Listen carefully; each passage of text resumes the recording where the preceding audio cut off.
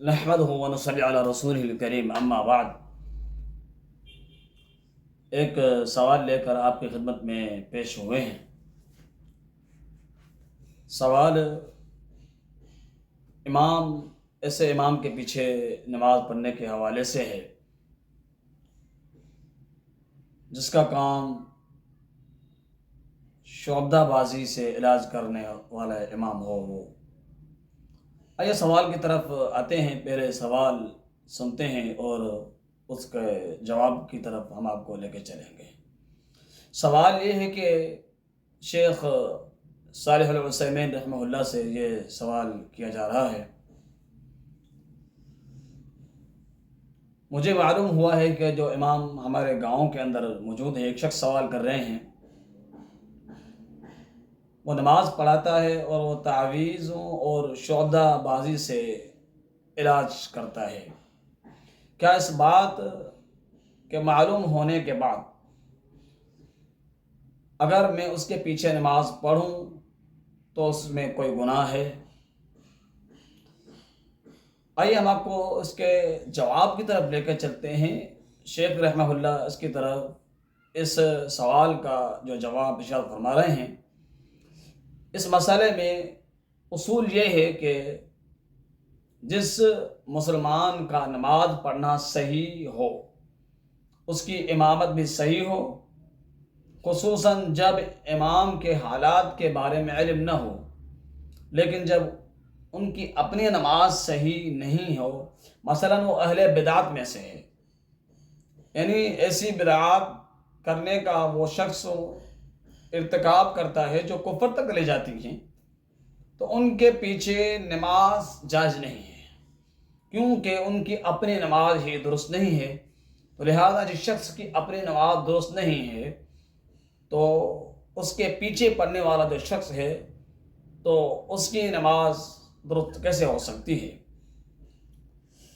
Number ایک، شعبدہ بازی جو بلا شبہ ایک حرام چیز ہے، کیونکہ اس میں دھوکہ، فریب، اور ممکن ہے کہ اس میں کسی وقت کوئی ایسی چیز بھی ہو وہ کفر تک پہنچانے والی ہو۔ مثلاً اپنی شعبدہ بازی کے سلسلے میں وہ شخص شیاطین سے مدد لیتا ہو۔ یہ بات شیخ رحمہ اللہ نے ارشاد فرمائی ہے۔ دور حاضر کے اندر یہ معاملہ بہت ہی زیادہ ہے۔ آپ دیکھتے ہیں جگہ جگہ پہ شعبدہ باز لوگ اپنا فریب، اپنا دھوکہ لوگوں کو دکھا رہے ہوتے ہیں۔ تو یہ سوال کے اندر یہ جو بات پوچھی گئی ہے کہ ایک مسجد کا امام، ایک عام بندہ یہ کرے تو اس کے لیے بھی جائز نہیں کہ یہ کام کرے، لیکن ایک مسجد کا امام ہو اور وہ شعبدہ بازی کے ساتھ کام لیتا ہو، دھوکے اور فریب کے ساتھ لوگوں کا علاج کرتا ہو، تو یہ بھی بالاولیٰ اس کے لیے جائز نہیں ہے، کیونکہ ایک حرام کام ہے۔ اور پھر اس شعبدہ بازی کو مکمل کرنے کے لیے، اس دھوکے کو مکمل کرنے کے لیے وہ شیاطین کی طرف جاتا ہو۔ حالانکہ شیاطین سے مدد مانگنا یہ ایک حرام عمل ہے، اور شیاطین بھی اس شخص کا حکم، اس شخص کی بات کو اس وقت تک تسلیم نہیں کرتے جب تک ان سے کوئی شرک کا کام نہیں کروائیں، یا ان شیاطین کے لیے وہ شخص کام کرتا ہے ان کی خدمت لینے کے لیے تو ذبح کے ذریعے بکرے ذبح کرواتا ہے، اور بکرے ذبح کروانے کے ساتھ ساتھ پھر وہ ان کی مدد لے کر ان کا تقرب حاصل کرتا ہے۔ تو یہ جو چیز ہے شریعت کے اندر یہ جائز نہیں ہے۔ لہذا مسجد کا امام ہو اور اس قسم کے فعل کے اندر وہ مبتلا ہو تو ایسے امام کو چاہیے کہ وہ مسجد کی امامت سے اجتناب کرے۔ تعویذ، نمبر دو، تعویذ نویسی۔ علماء کے درمیان تعویذ کے حوالے سے کچھ اختلاف ہے۔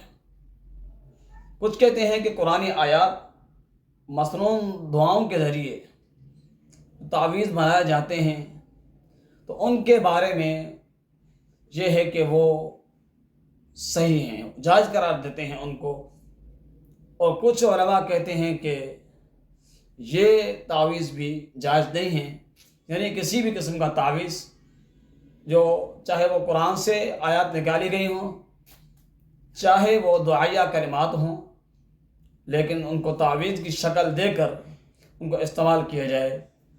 ایک علماء کا گروہ کہتا ہے کہ یہ جائز ہے، اور ایک علماء کا گروہ اس چیز سے منع کرتا ہے۔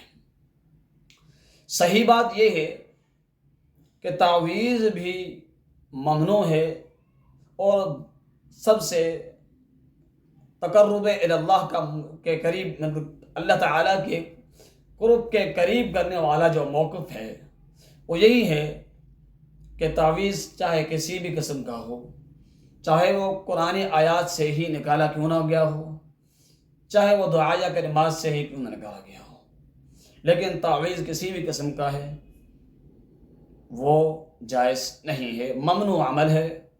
اس کے استعمال کرنے والے کے پیچھے والے امام کو پیچھے ایک نماز کو ترک نہیں کیا جا سکتا۔ شیخ رحمہ اللہ کا یہ ایک ان کا اپنا ایک موقف ہے کہ مطلب یہ ہے کہ جو شخص تعویذ وغیرہ ایسے تعویذ جو قرآنی آیات سے نکلتے ہیں، جو مصنون احادیث سے لوگ نکالتے ہیں، دور حاضر کے اندر یہ سلسلہ جاری ہوتا ہے، جاری ہے، آج تک چل رہا ہے۔ آپ دیکھیں جگہ جگہ تعویذ بچوں کو، بڑوں کو، باقاعدہ لوگوں کو پہنے ہوتے ہیں۔ جب آپ اس تعویذ کو اتار کر اس کو کھول کر اس کا مشاہدہ کرتے ہیں تو آپ اس کے اندر قرآنی آیات کے مختلف الفاظ پاتے ہیں۔ یہ جو تعویذ ہے، جو امام اس کام میں مرتکب ہے،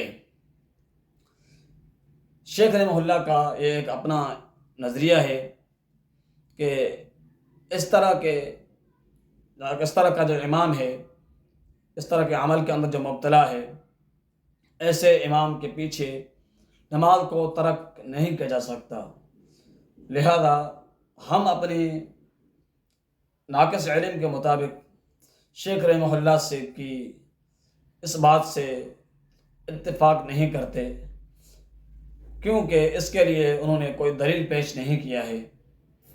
تو لہذا تعویذ کسی بھی قسم کا ہو، استعمال کرنے والے شخص کو شرک اور کفر کا مرتکب ہوتا ہے، تو ایسے شخص کے پیچھے نماز پڑھنا جائز نہیں ہے۔ اگر تعویذ، آگے خود بتا رہے ہیں کہ اگر تعویذ شرکیہ ہو، کلمات پر مبنی ہوں، بدعیہ کلمات پر مبنی ہوں، تو ان کے بارے میں صرف ایک ہی بات ہے کہ انہیں استعمال کرنے سے گریز کیا جائے، قطعاً اجازت نہیں ہے، لیکن ان سے گریز کرنا چاہیے اس کے استعمال سے۔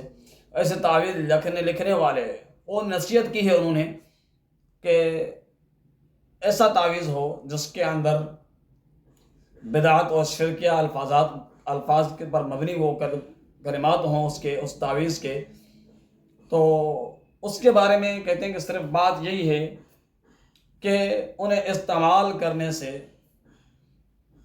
بچنا چاہیے، گریز کرنا چاہیے، قطعاً استعمال کرنا جائز نہیں ہے، اجازت نہیں ہے اس کی۔ اور آگے وہ نصیحت کرتے ہیں کہ ایسے تعویذ لکھنے والے کو چاہیے کہ وہ اللہ تعالیٰ کی بارگاہ میں توبہ کرے اور آئندہ ہمیشہ کے لیے تعویذ نویسی کے اس کاروبار کو ترک کر دے۔ رہی بات قرآنی آیات اور دعائیہ کلمات کے ساتھ، مثلاً دعائیہ کلمات کے ساتھ جو تعویذ بنائے جاتے ہیں، وہ بھی یقیناً ایک توہین ہے، کیونکہ ان کو گلے میں لٹکایا جاتا ہے، اور گلے میں لٹکا کر بطور کتابی شکل ان کو آپ گندگی کے اندر لے جاتے ہیں، مطلب نجاست کی جگہ پر، طہارت کی جگہ پر، بیت الخلاء میں اس کو آپ لے جاتے ہیں۔ اس طرح تعویذ آپ کے گلے کے اندر موجود ہے۔ آپ اگر شادی شدہ ہیں، آپ اپنی بیوی کے ساتھ ہم بستری کرتے ہیں، لیکن وہ تعویذ آپ کے گلے کے اندر موجود ہے، وہ غلط طریقے سے بھی استعمال ہو سکتا ہے۔ تو لہذا یہ بھی قرآن کریم کی ایک بے ادبی ہے، اور قرآن کریم کی ایک شان کے اندر گستاخی ہے، کیونکہ جو شخص قرآن مجید کے شان کے اندر گستاخی کرنے والا ہو وہ شخص اپنے ایمان کی خیر ہی منائے۔ اللہ تعالی جمیع معاملات کے اندر ہماری رہنمائی فرمائے۔ ھذا ما عندی وما توفیقی الا باللہ۔